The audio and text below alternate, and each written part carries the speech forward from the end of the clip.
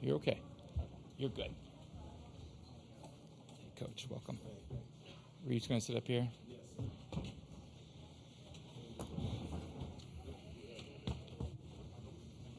You guys, you're good with the water bottles. Everything up here. Oh, that's all right. How you doing, Reese? Good. Coach, congratulations on the victory today. If you could give us a quick opening statement about today's game. Just when you guys thought it couldn't get better. To God be the glory. What a game. What a game. Both teams give NC State a lot of credit. That's an amazing team. Just two teams just duking it out and taking advantage of opportunities. And just so thankful for our players, our fans. Our fans were amazing. In that ninth inning, when Ryan hit that home run, I could barely hear myself even think. It was awesome. So just proud of our team, their fight, their competitiveness, and their desire to win.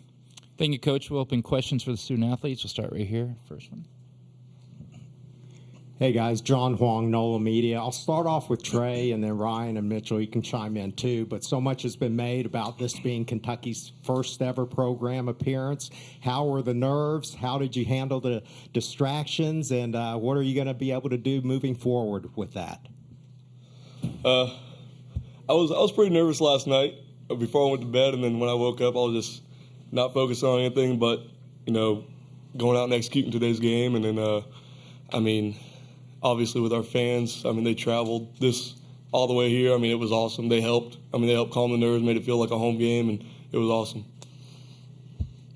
Yeah, I think it was a little nervy. I honestly felt like I was maybe a little bit more nervous for the first super regional game than this. But I try to just be like, I've played a lot of college baseball. There's a lot of college games. There just happened to be, a lot of people there today. So I just try to look at it like that, really.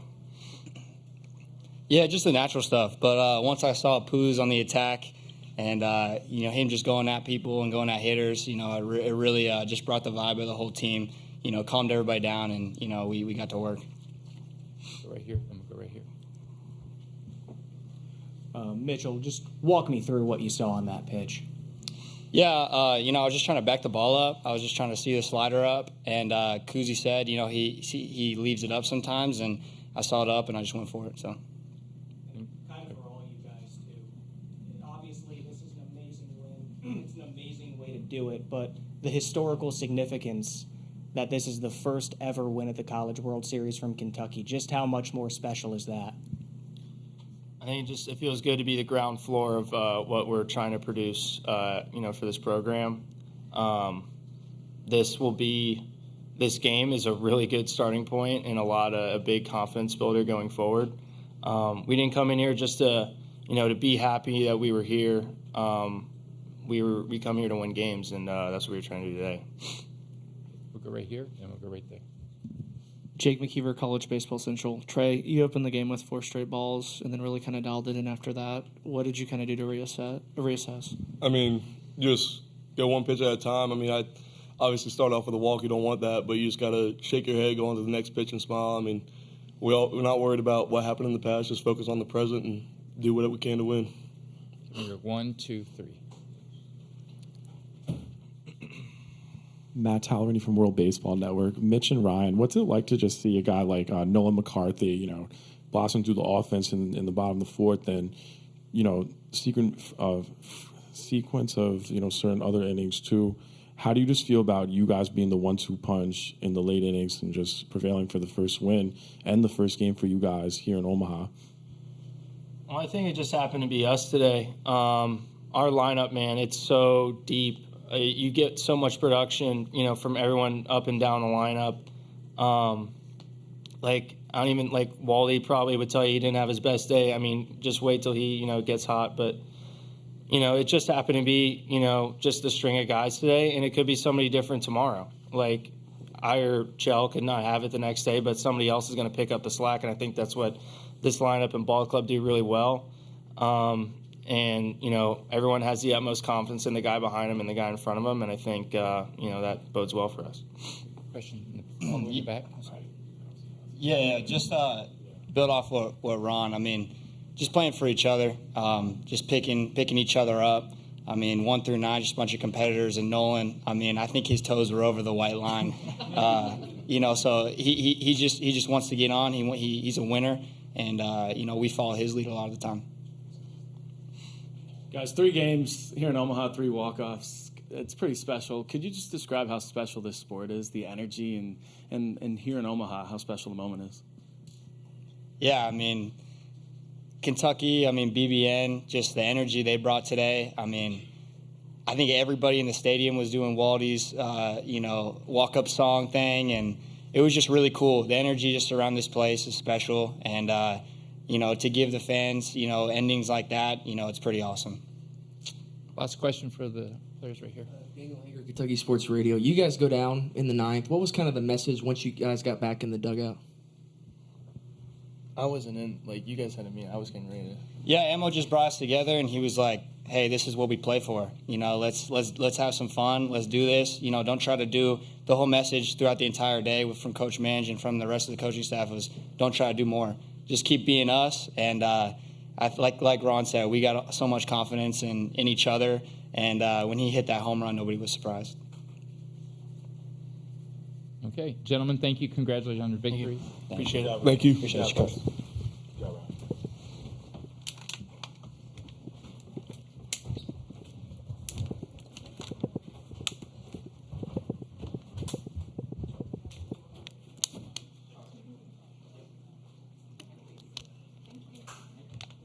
Okay, we'll open up questions for Coach. We'll start with Kendall right here. Kendall Rogers, D1 Baseball. Nick, just looking at this team overall, I don't think anything surprises us with this team at this point, but as a coach who's been to Omaha before as an assistant, when you see the preparation for this team, did this surprise you at all how dialed in they were from the start? Because we've seen teams before that have never been here that did not look that dialed in. Thank you for the compliment, Kendall. That means a lot coming from you. You watch as much college baseball as anybody, so thank you. I was not surprised simply because this team has so many strengths. But one of their many qualities is their ability to focus on the task at hand and move on immediately. It is an absolute joy and pleasure to coach these guys because you know this. But, Kendall, we started out 14-1 in the league. That is next to impossible. It's next to impossible. And I remember telling them a story early in the year about I love to try to educate them on baseball history at times. And we were maybe not pitching as well as we'd like. And I told them the story about Earl Hershiser. And I asked the guys, does anyone know who that is? And they shake their head. And I said, well, what's he known for? And Ryan Hagenau, I believe it was Ryan, raised his hand and said he had consecutive scoreless inning streak. And I said, that's right. And we educated him on how much. And I think it was, at the time, I don't even know, is it 59 consecutive scoreless innings? And they asked him, how did you do that? How did you do that? And he says, I didn't worry about the results. I focused on the execution.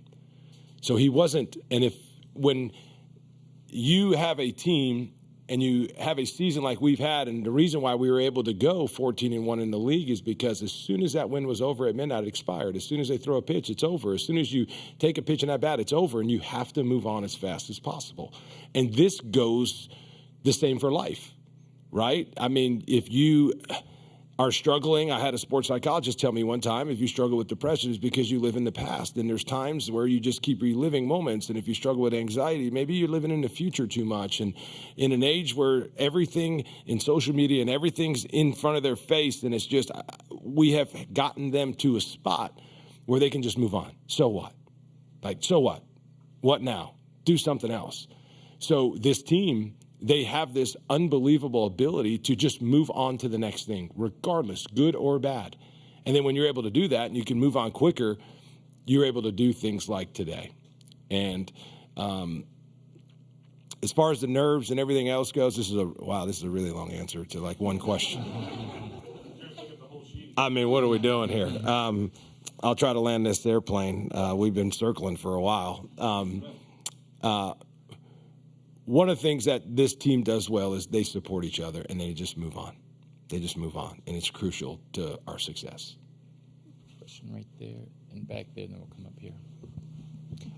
Nick, I saw you take a quick moment to yourself in the dugout after the team ran out to go celebrate. What was that moment like for you to just have a little bit more reflection on another emotional win? Yeah, just so thankful. Just proud of our team, our current players, our staff, former players, for our fans. I've just tried to do the best job I could with this season, just making sure that I show gratitude. And there's so many people that I love and trust and just keep telling me, hey, keep soaking it in, keep taking it all in, keep taking it all in. And I'm doing it. I've done it all year. I get to be around an amazing group of 18 to 24-year-olds and staff members, and I just want to keep taking it in. Question back there. Michael Epps with Fox 56 Sports back here, Nick. I know your heart must have dropped at least a little bit when Devo got thrown out. And then when you get that victory, it's like, all right, whatever. But what was the range of your heart in that moment, those couple minutes? Because I know everyone in the ballpark was like, oh, my God, why did he send that guy to second base? And then for it to not matter, what was that moment like? Well, let me tell you what we did. We put a hit and run on. Tough day to score, wind blowing in, and we're at our best when we attack. And we put a hit and run on. And that was my call, and we put it on, just trying to create something and make something happen.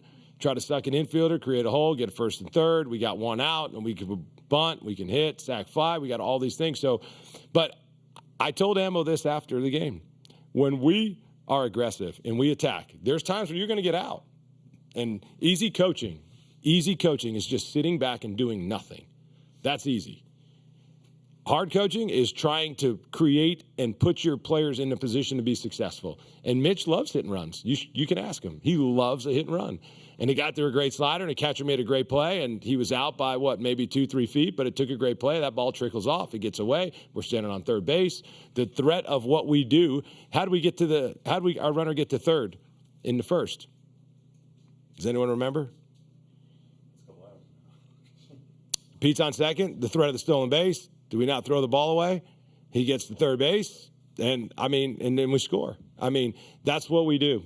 We create pressure and we attack. And I'll tell you somebody who's good with it is my boss, Mitch Barnhart. He is totally fine with us being aggressive and attacking. He loves it. So that's what we do. We're aggressive and we attack. Get ready to go. 1, 2, 3, 4.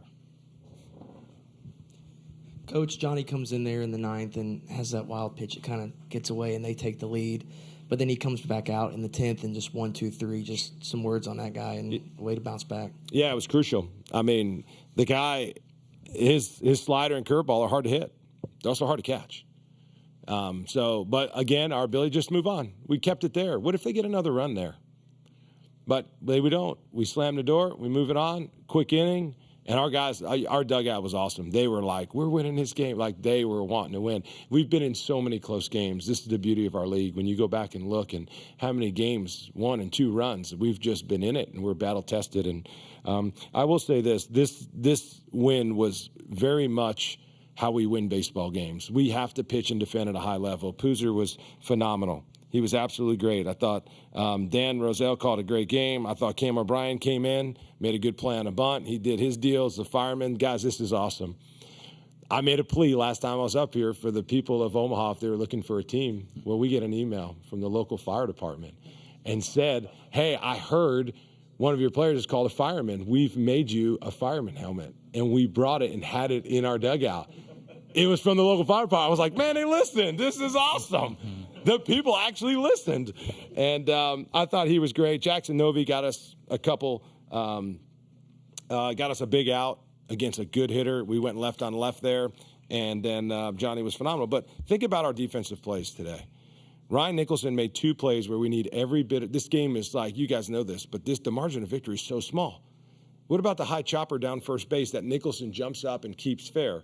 What about the pick that Nicholson jumps up and catches? We need every bit of his 6'4". What about that first and second, nobody out, and the double play that we turned? That's us at our best. Mitch Daly made an awesome play on a bunt coming in, if you guys remember that. Pete made a great play attacking a big hop ground ball. Devin made a great play on a pop-up. We had 2 guys run into each other trying to catch a pop-up. I told them, I'm fine. They're both calling. You can't hear. But we're not going to sit there and just let the ball drop and just look at each other like, no, we're like, boom, we're running into each other. We want an out so bad. So that was us at our best. And I thought Pete's at bat in the first inning, I think it was a 14. Does anyone remember? 12 pitch at bat. He had 2 strike foul balls, 6 2-strike foul balls, and 1 at bat. Was it sent a message? And look, we bunted, we stole some bases, we hit homers. And you guys have heard me say this over and over. We are a whatever it takes type of offense, and I thought today showed that. Bunts, homers, 2-strike hitting, walks, you name it. It was when the park plays like this now, you got to be able to do all that. So I was proud of them for that effort. Nick, Aaron Gershon, Cat's Paws. 2-part question on Nicholson's home run. I don't know if it's fully accurate, but ESPN flashed a graphic that Ryan was batting under 200 on pitches on the lower outside quadrant just to hit that home run on that pitch in that spot. And also, first time you guys were trailing all tournament to get it back in one swing, first at bat. Can you just touch on that? Yeah, what a response. What a response, right? I mean, when I tell you guys in the 9th, this team has true belief. They really thought we were going to win the game. And do me a favor, don't tell Ryan that about his stats. Yeah, that's awesome. But a couple of things, I've made this comment multiple times, but when our offense really got going is when back in March when we got Waldy in there full time, and then when Ryan started hitting the ball over the fence.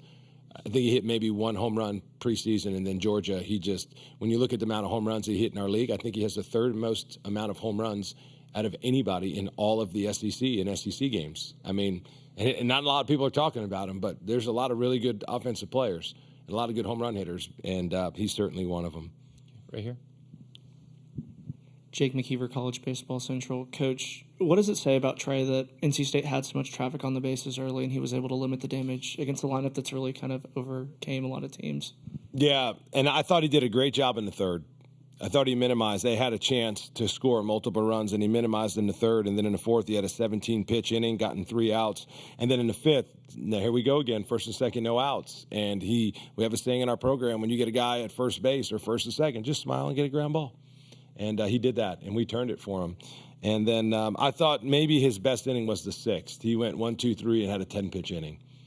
And so the guy has done that all year. That's what the great pitchers do, is they're able to minimize. It's just really hard. I thought their starter did a great job. I want to, again, give NC State a lot of credit. He was awesome. He was awesome. And but the best pitchers, that's what they do. They minimize, and they make it hard for you to get them. And I would say both starters on both sides did a great job of that today. Last 2 questions go right in the green, and then you. Dick Gabriel, WLAP. Nick, since we've come to Omaha, we've heard a lot of talk about your style of play. Of course, you and I have talked about it all year. But you tie the game with a homer in the 9th. You win it with a homer in the 10th. In terms of style, just how proud are you of the way this team, you just touched on it, can win in so many ways? Yeah, and you know this, but that's why I started just calling our offense a whatever it takes type of offense, because our guys are so talented. When you go up and down the lineup, I mean, Waldy absolute smash balls today. He didn't get any hits, but he had 3 for 5 quality at bats. Emilian Petre was 5 for 5 quality at bats. Every at bat that guy had today was a good one. So when we get production up and down our lineup, that's us at our best, and we can do it in all different ways. And you know what? There's a lot of coaching that goes into that, but for the players to be able to execute all those different things, we have to be very intentional. And this was awesome. Scott Geisinger, he works for our athletic department. What a guy. I mean, he is just we have so many amazing people in our athletic department, and he got a chance to watch us practice yesterday, and he was like, this is awesome. He's like, this is awesome. He's like, I understand why now. I get it. This is the first time I've seen you practice. The attention to detail by the players, their focus, their execution. It's definitely not easy, but boy, can they execute at a high level. And I just want to make sure that everybody knows it's not all about bunting, like the whatever it takes type of offense. Like, please, because bunting is a small piece to it. But to your point, we can hit homers too. Okay, last question. Matt Satilli, KETV, Omaha. Coach, what is it going to mean to you tomorrow to share Father's Day with Reeves on this stage? And I also want to put that question to Reeves, too, to share this experience with your dad and get to be here in Omaha. I was trying to get through a press conference without crying, okay? Yeah. Him and Kristen, Kristen's my rock. You guys know that. She is my rock. Coaches' wives, they don't get enough credit. My wife is amazing. She is amazing. But we get to be his earthly parents. And this guy right here, man, he loves these players. He loves the players. He prays for them. He is in it with them. And he and I had a cool moment before the game. We were sitting, and I was like, Reeves, do you remember early in the year we weren't ranked? And then we'd win a couple games, and he immediately wants to know, Dad, you think we'll be ranked? And I'm like, no, I don't think so yet, Reeves. We got some work to do. And then a couple more wins later, you think we'll be ranked? I go, no. And then I remember, do you remember, what was the first ranking we thought we were going to get? What was it like? Were we 26? You thought we were going to be like 27 through 30, and we ended up being 25. And I was like, whoa, Reeves, they got us. And then we get a couple more wins. He's like, you think we're going to be ranked? And I was like, yes, Reeves. And then what were how did it go? Do you even remember? I think it went 25, 23, 18, 16. And I think it went back to 21. Then maybe 16, 10. Then we went to 8, 6. Then I think like 16 or 18. Then the highest we got is round 2. So. Is this guy locked in or what? I mean, this guy. So this is where you want to be with your son. This is where you want to be. If you're a baseball coach, you want to spend Father's Day there, and I'm proud of him for so many reasons. But to be able to get to spend it, not only with him but with Kristen, it would be awesome, and looking forward to it for sure. How about you, Reeves? I'm honestly kind of glad that we have the day off tomorrow. I just can't wait to just watch baseball with him and just hang around with him all day long. So. Good stuff. Coach, again, congratulations on the victory. Thank you guys for covering us. Quick update. Just want to let everybody know the start of Game 4 is being delayed due to impending weather. The game start time and time for the gates will be open is to be determined. So, again, Game 4 is in a delay.